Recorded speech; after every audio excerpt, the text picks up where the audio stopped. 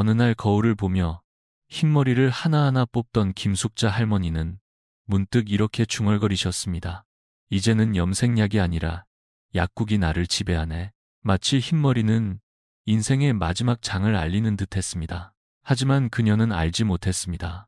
부엌 구석에 있던 작은 생강 한 뿌리가 다시 삶의 활력을 불어넣어줄 열쇠가 될 줄은요. 우리는 흔히 흰머리를 나이 탓으로만 돌립니다.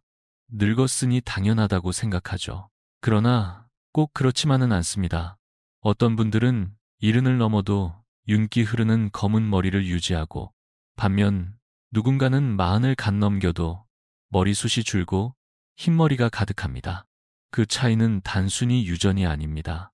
바로 몸이 우리에게 보내는 신호, 그리고 그 신호를 우리가 어떻게 받아들이는지에 달려 있습니다. 흰머리는 질병은 아닙니다. 그러나 그것은 건강이 약해지고 있다는 아주 조용하지만 분명한 경고입니다. 오늘 이야기의 시작은 단지 머리카락을 검게 만드는 비법을 넘어서 내 몸의 소리를 듣고 스스로를 다시 사랑하는 여정입니다. 그리고 그 시작은 의외로 아주 작고 친근한 존재, 바로 생강 한 톨에서부터 출발합니다. 광고도 약도 아닌 이 방법이 왜 이제서야 알려지게 되었는지, 그리고 어떻게 수천 명의 삶을 바꾸었는지 지금부터 천천히 풀어드리겠습니다. 생강 한 톨이 가진 힘을 이해하려면 먼저 머리카락이 왜 검고 왜 하얗게 변하는지를 알아야 합니다. 타스킬에서 김숙자 할머니의 이야기를 잠시 살펴보았듯 흰머리는 단순한 외모의 변화가 아니라 몸속 깊은 곳에서 올라오는 신호입니다. 그리고 이제 우리는 그 신호의 근원을 하나씩 들여다보려 합니다. 머리카락의 색을 결정하는 것은 멜라닌이라는 색소입니다. 젊을 때는 이 멜라닌 공장이 활발하게 움직여 머리카락을 윤기 있게 유지합니다. 하지만 몸이 지치거나 혈액순환이 나빠지고 과산화물 같은 노폐물이 쌓이면 이 공장은 점점 속도를 잃기 시작합니다. 특히 나이가 들수록 몸속의 카탈라아제라는 효소가 줄어드는데, 이 효소가 부족하면 과산화물을 제거하지 못해 멜라닌 세포가 제 역할을 하지 못하게 됩니다. 그 결과 새로 자라는 머리카락은 검은색을 잃고 점점 흰빛을 띠게 됩니다. 한의학에서는 머리카락을 혈액의 산물이라 말하며 신장과 간이 약해지면 머리카락이 먼저 변한다고 설명합니다. 실제로 간이 피로해지면 피가 탁해지고, 신장이 약해지면 몸의 기운이 막혀 두피까지 충분한 영양이 도달하지 못합니다. 어느 순간 머리카락이 가늘어지고 색이 옅어지는 이유가 바로 여기에 있습니다. 하지만 다행스러운 점은 있습니다. 이 과정은 단순한 운명이나 유전이 아니라 충분히 되돌릴 수 있는 변화라는 것입니다.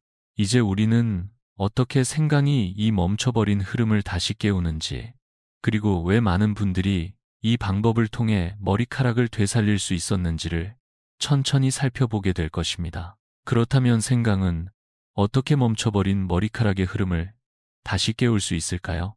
바로 그 핵심이 생강 모발 회복팩이라는 아주 간단한 방법에 담겨 있습니다. 많은 분들이 정말 그게 가능할까 하고 의심하셨지만, 실제로 따라 해본 분들은 그 효과의 놀라움을 감추지 못했습니다. 방법은 아주 간단합니다. 먼저 껍질이 울퉁불퉁하고 향이 깊은 묵은 생강을 준비합니다. 신선한 생강보다 오래된 생강일수록 정유 성분이 더 풍부하기 때문입니다. 껍질을 벗기고 깨끗이 씻은 후 곱게 찧어서 진액이 잘 우러나도록 합니다. 여기에 반드시 냉차 코코넛 오일을 1대1 비율로 섞습니다. 이 오일은 라우르산과 비타민 E가 풍부해 생강의 자극을 완화하고 목은 깊숙이 영양을 전달하는 역할을 합니다. 여기에 향이 부담스럽다면 자몽이나 로즈마리 에센셜 오일을 몇 방울 첨가해도 좋습니다. 이렇게 만든 혼합물은 바로 바르지 않고 중탕으로 살짝 데워 체온보다 약간 높은 온도로 준비합니다. 그 후 손가락 끝을 이용해 두피 전체에 부드럽게 바르고 10분에서 15분 정도 원을 그리듯 마사지합니다. 이 마사지는 단순한 자극이 아니라 잠들어 있던 모세혈관을 깨워 혈액이 모근까지 도달하게 만드는 중요한 과정입니다. 마사지 후에는 따뜻한 수건으로 머리를 감싸고 약 30분간 휴식을 취합니다. 이 과정을 일주일에 3번, 잠들기 전 저녁 시간에 실천하면 서서히 머리카락의 결이 달라지고 생기가 도는 것을 느낄 수 있습니다. 하지만 외부의 관리만으로는 부족합니다. 진정한 회복은 몸 안에서부터 시작되어야 합니다. 다음은 그 속 이야기를 함께 나눠보겠습니다. 외부에서 두피를 돌보는 것도 중요하지만 머리카락이 진짜로 되살아나기 위해서는 몸 안에서의 변화가 반드시 함께 이루어져야 합니다. 겉을 치장하는 것보다 더 본질적인 것은 바로 속을 따뜻하게 해주는 일입니다. 저는 수많은 분들에게 생강팩과 함께 꼭 실천해달라고 말씀드리는 두 가지 방법이 있습니다. 첫 번째는 아침 공복에 따뜻한 생강꿀차 한 잔을 마시는 것입니다. 단 몇 조각의 생강을 물에 끓이고 식기 전에 순한 꿀을 넣어 마시면 됩니다. 이 한 잔은 단순한 음료가 아닙니다. 몸 전체의 혈액순환을 도와 머리카락 뿌리까지 영양이 닿도록 길을 열어주는 역할을 합니다. 두 번째는 저녁에 하는 생강족욕입니다.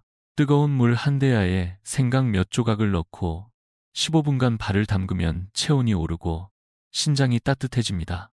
한의학에서는 신장이 머리카락을 관장한다고 봅니다. 이 족욕은 단순한 피로 회복을 넘어서 머리카락의 뿌리인 신장 에너지를 보충하는 매우 효과적인 방법입니다. 실제로 생강 족욕을 시작한 후부터 밤에 깨지 않고 숙면을 하게 되었다는 분들이 많습니다. 속이 따뜻해지고 마음이 풀어지면 두피에도 변화가 일어납니다. 이처럼 머리카락은 단지 머리에만 존재하는 것이 아니라 온몸과 연결되어 있다는 사실을 기억해야 합니다. 그렇다면 몸의 흐름을 망가뜨리는 가장 큰 적은 무엇일까요? 바로 습관입니다. 이제 그 이야기를 이어가 보겠습니다.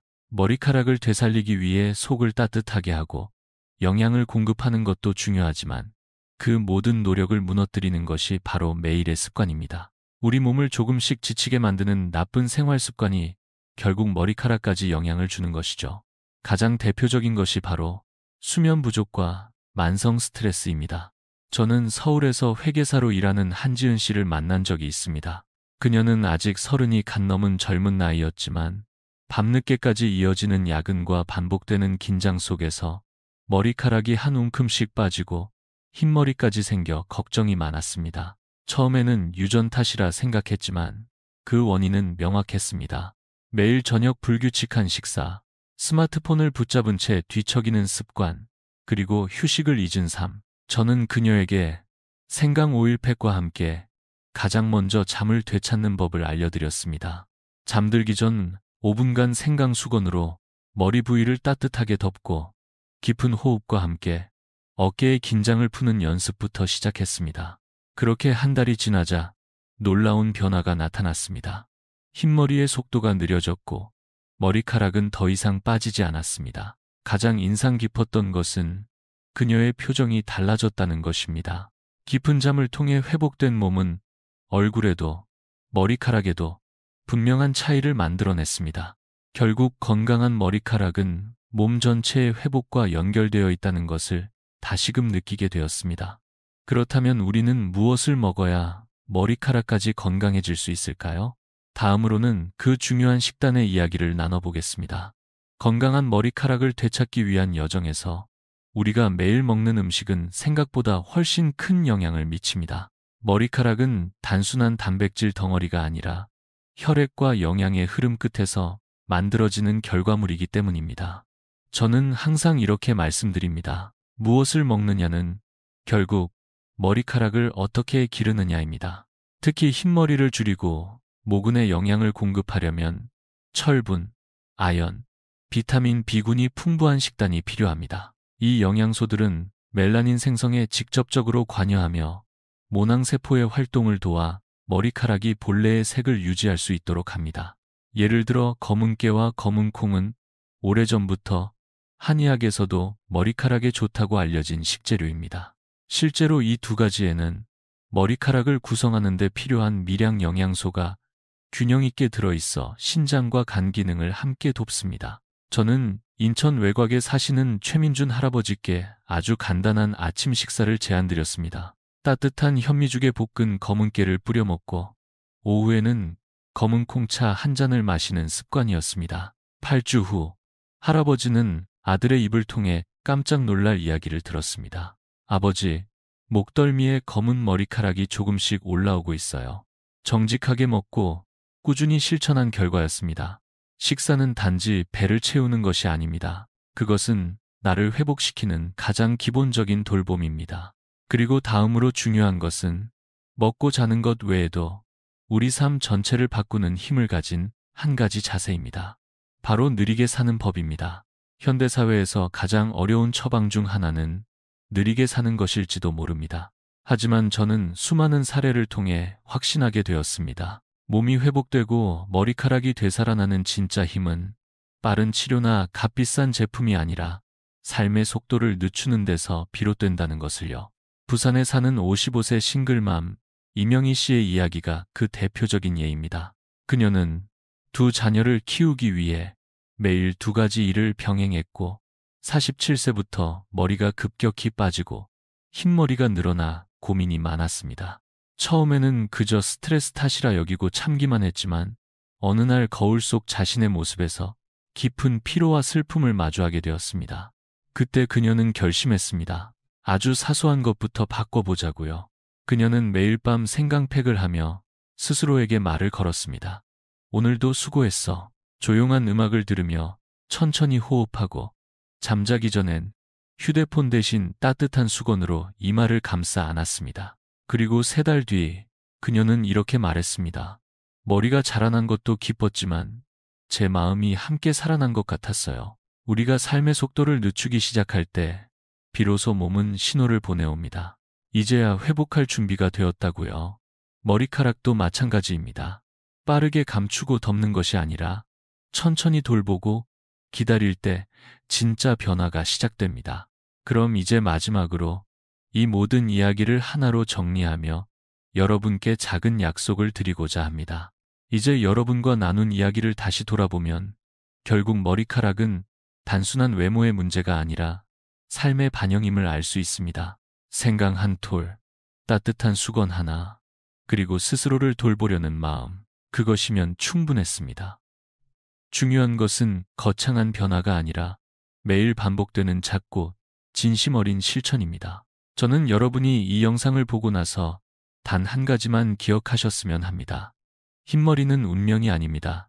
그것은 몸이 우리에게 보내는 조용한 메시지입니다. 잠시 멈추고 나를 다시 돌봐주세요. 오늘 밤부터 생강을 부숴 따뜻하게 데우고 손끝으로 머리카락에 말을 걸어보세요. 괜찮아. 다시 자라날 수 있어. 여러분의 손길이 닿는 순간부터 회복은 시작됩니다.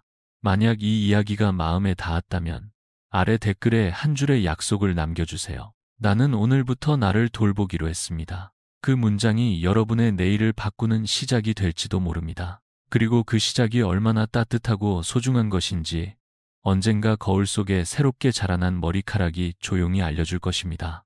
저는 여러분의 여정을 믿습니다. 그리고 끝까지 함께 하겠습니다. 고맙습니다.